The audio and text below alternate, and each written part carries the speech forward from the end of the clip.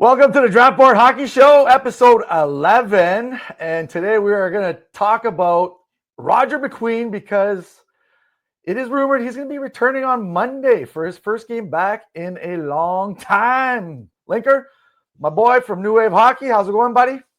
It's going really, really well. I'm having a great time here in Denmark, but this week I'm going to be in Finland, and I will be catching some Liga action, and I'm going to be seeing some prospects, Aaron Kiviharju, Thomas Palatine. It's going to be really excellent. I'm really excited to go. I'm going to be there kind of for an entire week, so I'm super excited. Today, I'm so excited to talk about Roger McQueen. He really is one of my favorite players in this draft class, and I really just can't wait to just dive in and talk about the possibilities because he's coming back, and I'm so happy. I'm so excited. You know what? He's been kind of an enigma because at the beginning of the season, there were like a couple of outlets that had him, like contending for first overall, second overall, third overall. Dropped a little bit in a lot of rankings lately. Obviously, we haven't seen him all season long.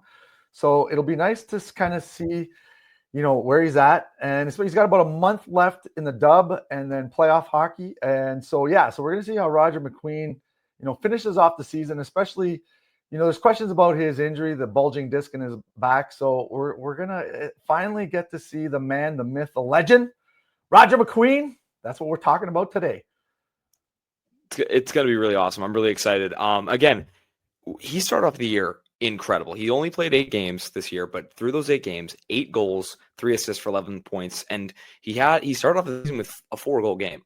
Yeah. He came out off the rip. He has just been insane. He's been incredible. He's been looking just as advertised because he had a really great draft year -1 season. But again, injury cut short a lot of the season, and it looks like it would have cut out most of the season if it weren't all of the season if it weren't for this news that he's coming back, which I'm very grateful to see. I think we have a question from one of the followers actually talking and asking about a comparison between him and Cade Lindstrom, which we'll get into, but again, it's very good news to kind of see that he's going to get back, but it makes the job of us analyzing his game a little bit easier because I've actually watched all 8 games of Roger McQueen this year. Yeah, so. And again, small sample size, right? And then the Linc and all that kind of stuff, but you still want to see how they endure the entire season.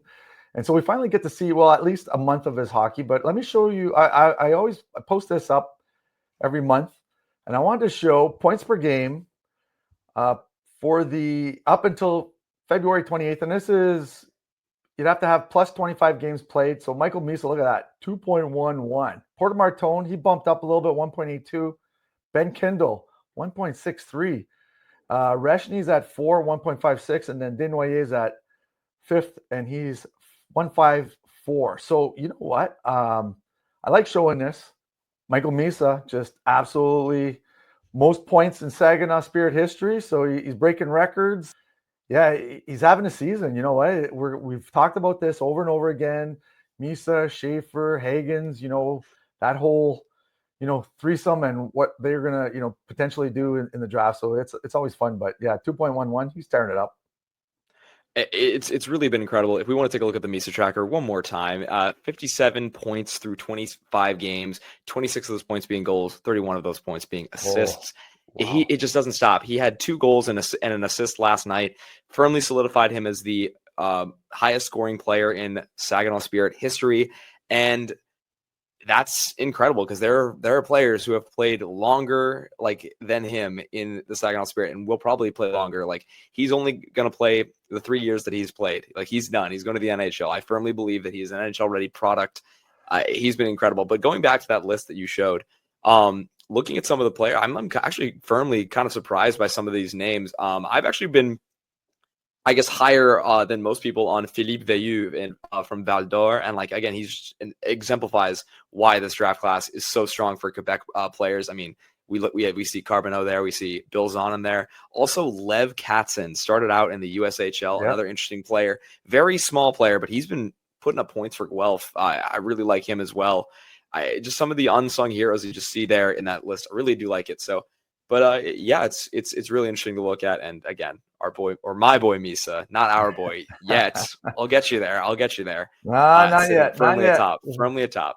That's another player that we're waiting to see come back from injury is good old Matthew Schaefer, but hopefully I haven't heard any rumblings about him coming back. So I'm anxious to see that because I really like to see him finish off the season or even some playoff hockey.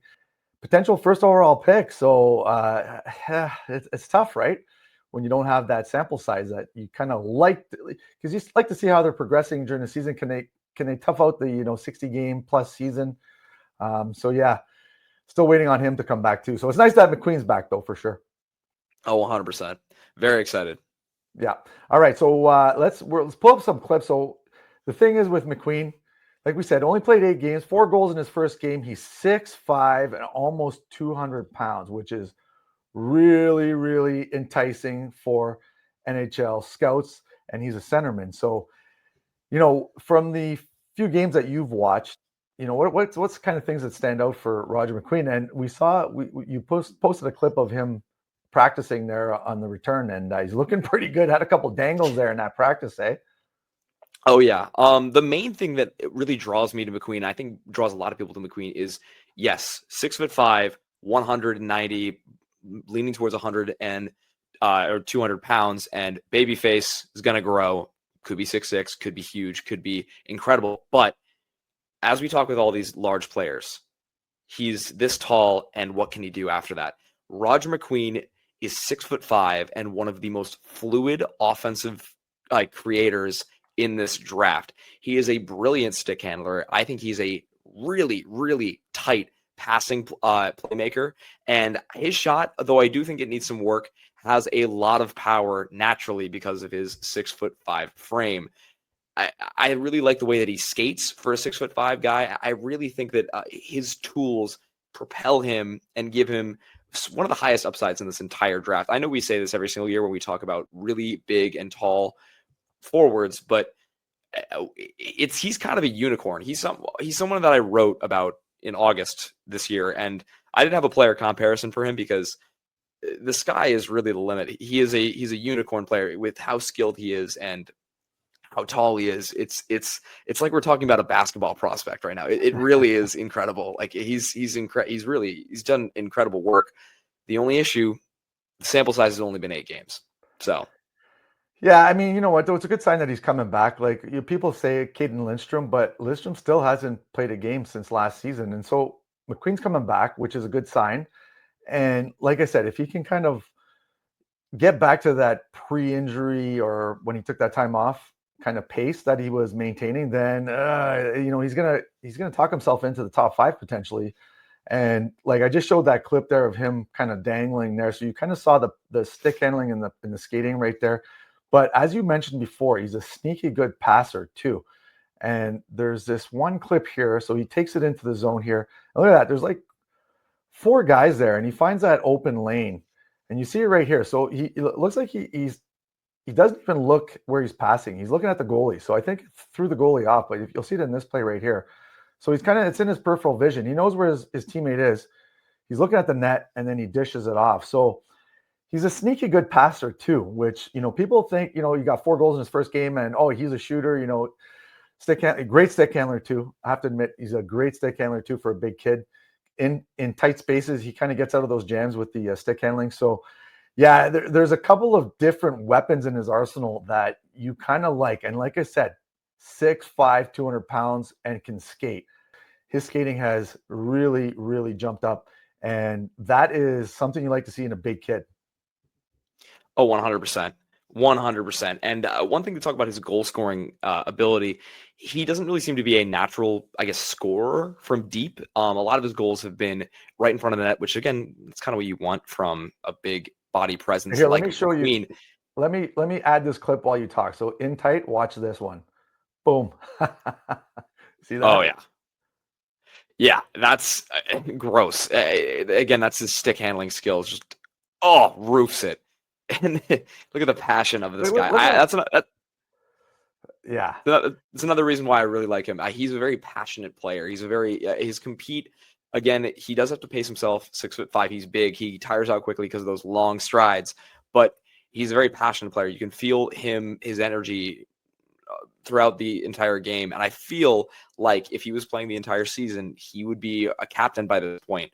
I really can't talk enough about what I've heard about Roger McQueen off the ice. He seems like a tremendous guy.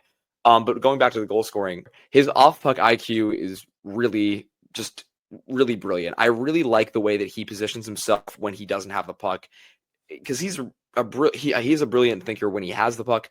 When he doesn't have the puck, he knows exactly where to be on the ice, and he creates really solid scoring chances. They're a young team there in Brandon, and they're getting some experience. I think they're a Memorial Cup winner in like a couple years' time, hopefully with McQueen off that roster and into the NHL by that point. But again, he's making the most out of that roster right there. And while he was there for the games that he was this year and then last year when he was playing a full season. Yeah, so here I'm going to show another clip here. So this is the that passing ability. So you saw how he kind of waited for that lane to open up. So that's him at the top there. You'll see it right here. So that's him at the top. See that? Look at that. Just finding lanes, eh? That's some hockey IQ right there. Just slowing the play down, right? He had some pressure on both from the front and the back, and he dished it off the perfect time. So he's got those, like you said, that the IQ, that the way he patrols the ice, sees the ice well, great skater, big, stick handling is awesome. Yeah, it's going to be. I can't wait to see him play. I think they said March 4th, which is Monday, right? Or Tuesday. Yeah, that's Tuesday. So, I will firmly be in Estonia when that happens. So, I'm really sad because it's a 7-hour time difference. I would totally stay up to watch that game. So we'll see. Well, actually, I'm gonna be heading out to BC that day. So you know what? Yeah, lucky. I'm gonna try to catch the game. Well, I won't be able to get it live, but I'm gonna catch the game for sure at some point there. Have a couple of pops and watch some Roger McQueen in action, which I am pumped for too. So yeah, you know what? He's gonna be a fun player to watch.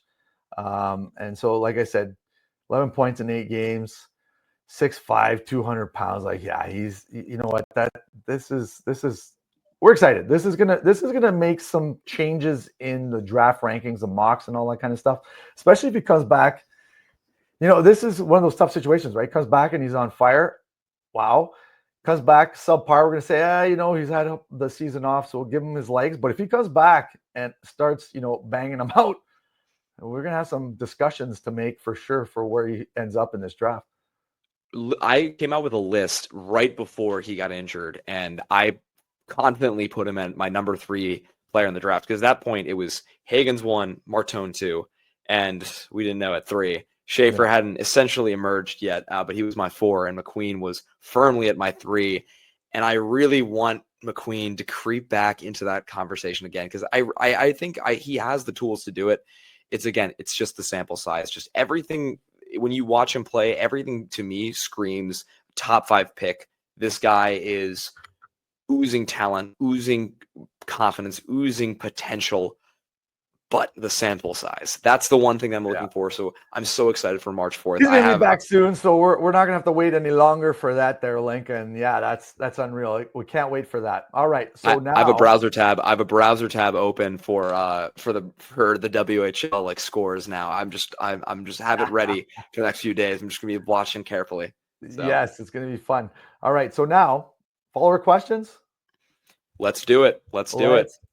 All right. So, Linc, what do we got here? The first one is, let me get you ready here. First question or first comment or question. What is that there, Linc? So the first, I guess we can talk about these 2 comments right here, but this is from last video. We've got someone say, Eklund reminds me a bit of Travis Konechny. Me too. Okay. Me too. Yeah. But here's the big question that I was alluring to. Someone left a comment. How about a comparison from last year's draft and this year's upcoming draft? The battle of bad backs. Caden Lindstrom versus Roger McQueen. This is an interesting one. I really picked this one out because we knew that we were going to be doing Roger McQueen. And we were going to have this discussion. But man, this is tough. I'm really. Are we talking comparison in terms of their play style and stuff like that? I guess I think what we can make this interesting is I guess who would you rather have as this thing? I don't know if that's what Steven wanted us to say, but I guess who would you prefer at this point?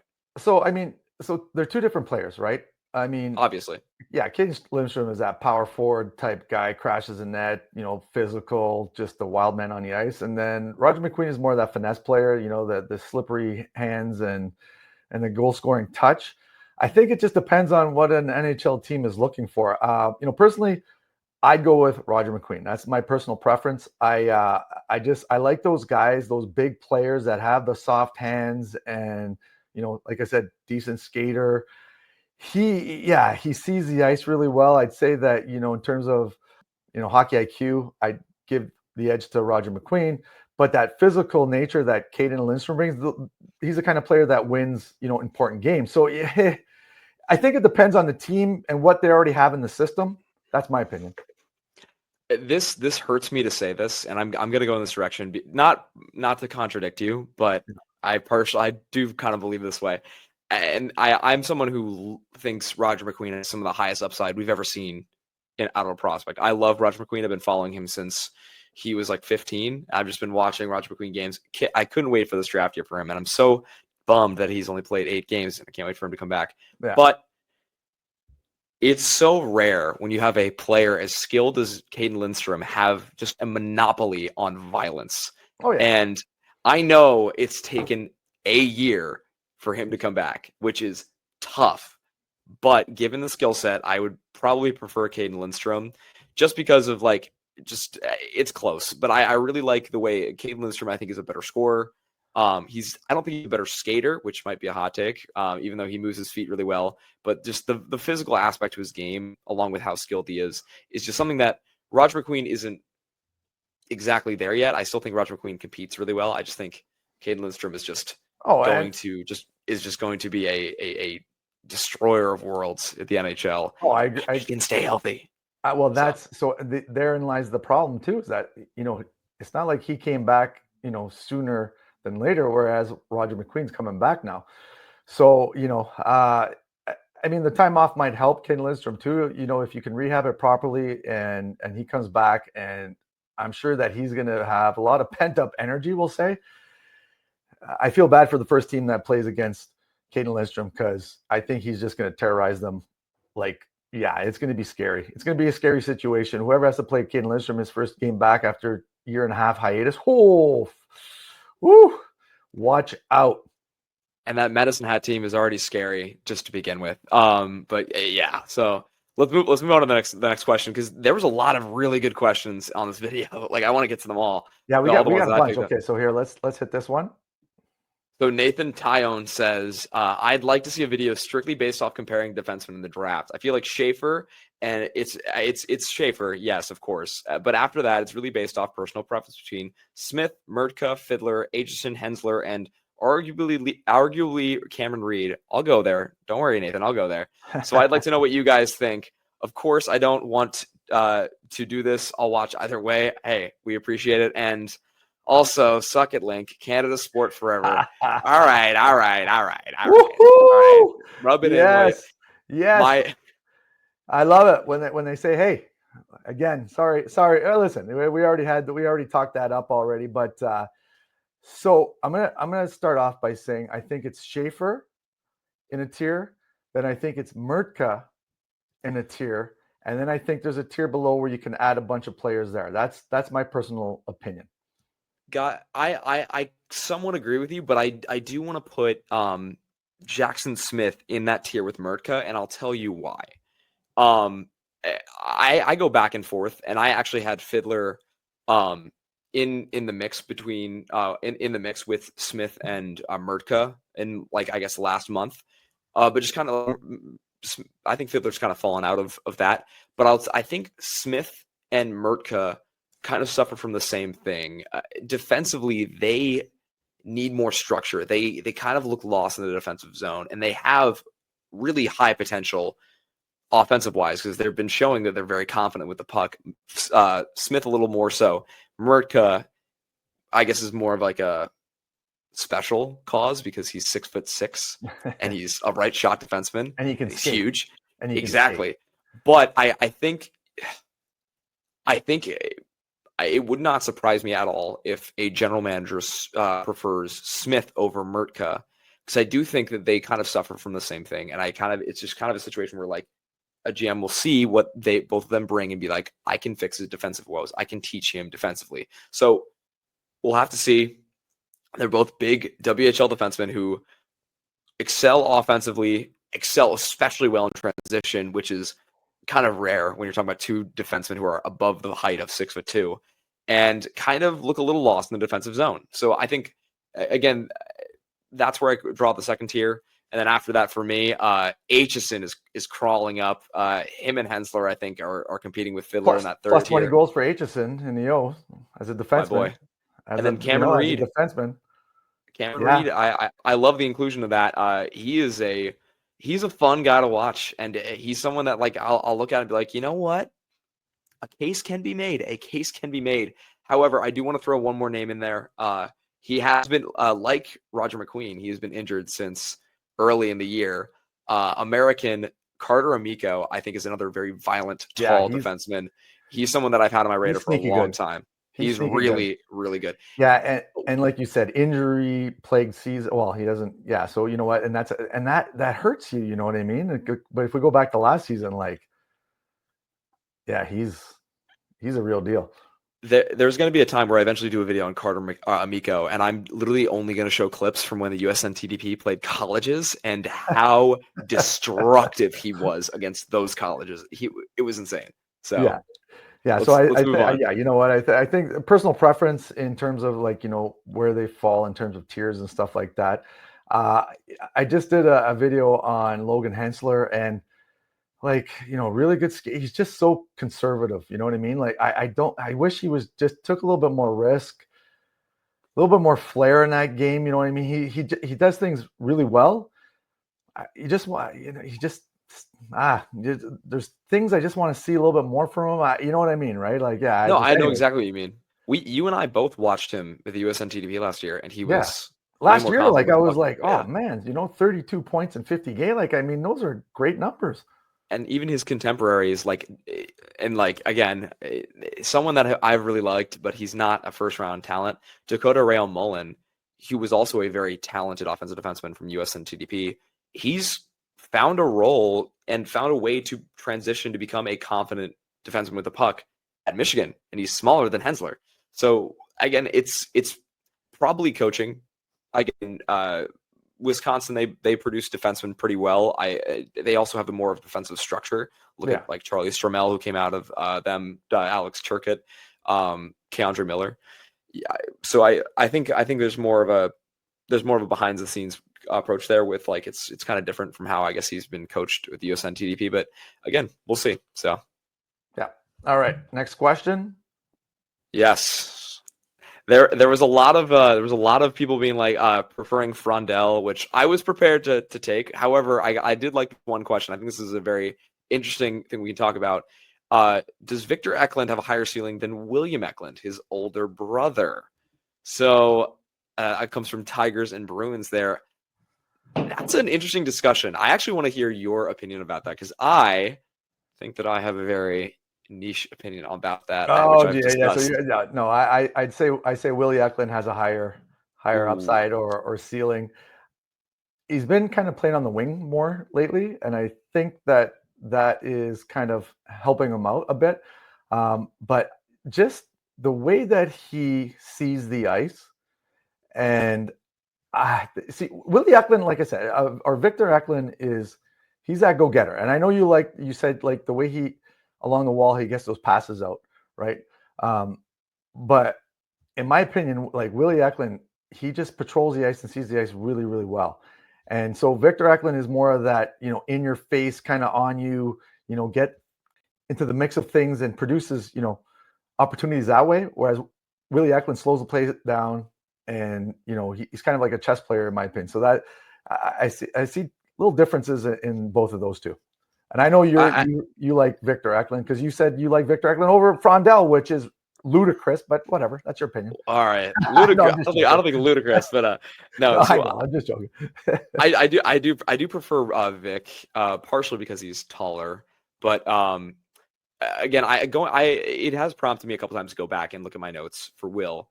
And again, 2021, Yeah, 2021 was kind of a weaker draft class, and I had Will high. I really did. I really thought again, a very special player. And like you said, chess player. He thought the game he still thinks the game really, really well. Yeah. I like it. I like his stick handling a lot, but thought his game like needed an edge to it, and the edge is there with Victor Eklund. The offensive instincts are a little bit like lessened to an extent, and you get a player with edge, and I think that has a lot more staying power. And I think at the end of the day, that's going to set Victor apart, because I think the offensive upside is still absolutely there. But I still think that Victor Eklund has that edge that was missing from Willie's tape, and I think he has the offensive upside, if not at Will's level, just a little bit below. And I think that's going to give him staying power at the NHL and going to ultimately transform him to a really special prospect at the next level. And Linc, anything else you want to state before we depart here? I don't know. I like, hopefully I have some good videos of Kivi Haru for you guys when I get back. I can throw them on the big screen. And then actually when the Memorial Cup, or I guess when the OHL season ends, I will actually be in Poland. So I'm traveling a lot. So we're doing a lot of travel here. But we're doing we're having fun. We're having a good time. And again, like, this was a great episode. I love talking about Roger McQueen. It's I can talk about you know what? hours. Once he gets back into the season, we're gonna really start talking about him. We're gonna have some show some highlights and stuff like that. We're gonna have a little tracker for Roger McQueen, but for all our questions, we want some more. Get some in there. We like you guys to talk about that kind of stuff. Yeah, it was great. We had like 40 comments in the last episode, so that was a lot of fun. And Keep with coming. that, that's wrapping it up. That's the episode for today. And next time, we're going to be doing an episode in a week or so. And that's it for today. Linc, have fun in Finland. And everyone, we'll see you soon. Cheers.